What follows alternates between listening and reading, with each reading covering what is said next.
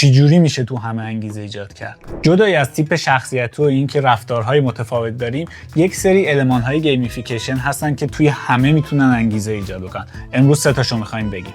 اولیش میزان پیشرفته. ما توی بازی این رو با المان‌هایی مثل نوار پیشرفت می‌بینیم، ولی توی واقعیت چجوری باید این اتفاق بیفته؟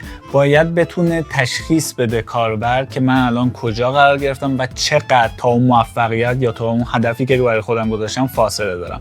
برای این کار نیازه که اون کار اصلیمون به چند بخش تقسیم بشه و هر بخش که کامل شد بگیم یک مرحله رفتیم جلو و این خودش نشون دهنده میزان پیشرفته.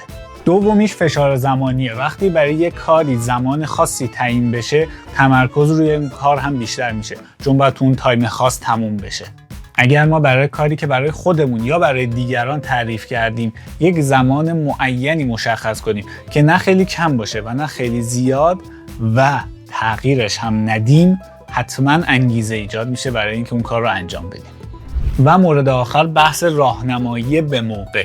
اینکه من بدونم چه زمانی باید کاربر خودم رو هدایت بکنم به اون مسیر درست و چه زمانی نباید این کار رو بکنم. اگر من هر لحظه به اون دانش آموزم، به اون کاربرم، هر کسی که هست مدام هی راهنمایی بکنم این کارو بکن اون کارو بکن، اتفاقا این بدترش کنه. و از اون ور اگر هیچ راهنمایی نکنم و براش سخت باشه، اون موضوع رو میذاره کنار.